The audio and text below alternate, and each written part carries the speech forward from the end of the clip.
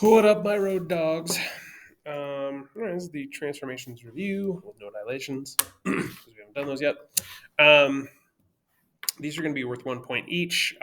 You should have these on your vocabulary sheet, so I'm not going to go over these. The only one that's not on your vocabulary sheet is the sequence of transformations.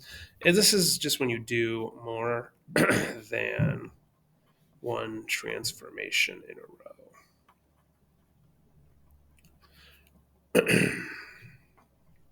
So pause that if you want to do it. But yeah, just like a sequence is more than one, right? Okay, so translations. This is the first two right here. You're gonna see I got it kind of like lined up with the yeah. Just put it right there, dude. Thanks. So we're gonna make these go 1 unit left and then 5 units down. So we're gonna start with R or S or T. It doesn't matter. We go one left and then 1, 2, 3, 4, 5 down. That becomes R prime. S is left one and then down 1, 2, 3, 4, 5.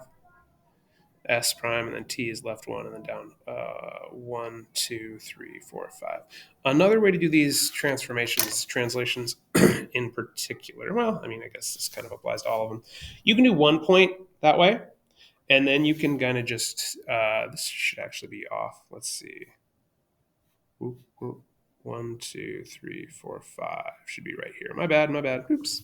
I should be going here, not there. My bad. Let me just highlight the actual correct lines that it should be rather than that screw up that I did right there. See how easy it is to screw it up, guys? Um, anyway, so I got R left one and then down 1, 2, 3, 4, 5. And then you can notice that S is one up and three over. So S prime is going to be one up and three over. So you can kind of work like that. This is something this has already happened, a translation that's already happened. So we're kind of working backwards. This is the pre-image here. This is the image. I know that because this one has the prime notation on it. So I got to figure out how to get from one of these points to its matching point on the other one. So I'm going to go 2 right and 2 up. You could also say x plus 2, y plus 2. Either one is correct. Yeah. Reflecting shape across the x-axis right here. And the idea here is that you just count how far each point away is and then jump that same amount on the other side. So L is 5 away, so L prime is 5 away. M is 1 away, so M prime is 1 away. K is 4 away, so K prime is 4 away. And that is how you do that.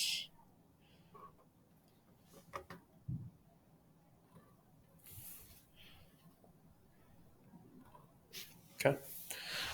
And then same thing, but you're working backwards, right? And what I like to do here is I like to kind of match up, look at matching points. So I've got S and S prime right here, and I can see that if I look at these, this line is in the middle, right? It's a weird way to say it. But like this line right here is in the middle of those two matching points. That's the y-axis. So that's your line of reflection. So the rule was it reflected over the y-axis. Okay. Just like if I look at like M versus M prime, right? The line in the middle would be the x-axis right there. Okay. 90 degrees clockwise. So we've got this little guy right here. Okay. Clockwise follows this direction. Counterclockwise goes the opposite. So we're going to go 90 degrees clockwise. It's going to end up in quadrant 3. So this is your set of rules for rotations. 90 degree clockwise, you're basically going to take your x and y and you're going to flip them around. And then rather than like applying negatives here on the because it's confusing when you do that, I like to just say match the sign to the destination quadrant. So what I do is I flip my numbers and I'm going to make them both negative because that's where they're going. Okay, so this becomes -1, -4. These flip around to -1, -1. These flip around to -5, -1. And then I go left 1 and down 4. Left 1, down 4, so that's B prime. Left 1 and down 1, so that's C prime. Left 5 and down 1, so that's D prime. Okay. And then I do this right here. Okay. And now we're writing a rule here. There's two ways to do this, right? You need to include a degree like a distance around the circle, and then a direction, right? So there's two correct answers for this. I could either go 270 clockwise or 90 counterclockwise. So I could say either 90-degree counterclockwise or 270 degrees clockwise. Okay, so kind of two ways to look at it right there. So this is a sequence of transformations. So I'm going to go 7 right and 1 up. I'm just going to go each point. I'm going to start with B. So 1, 2, 3, 4, 5, 6, 7, and then up 1. So that's B prime. Okay. C is basically 3 straight up from B, and then D is up 1 and over 2. So that would be the translation right there, just moving it, shifting, or sliding it, just like so. And like so. Now we're going to rotate 180 clockwise. So that's going to send it into quadrant 2. Quadrant 2 has negative and positive. Okay. And the rule is that you don't switch the numbers around. You just match the sign to the destination quadrant. So B prime is at 3, negative 4. C prime is at 3, negative 1. And then D prime is at 5, negative 3.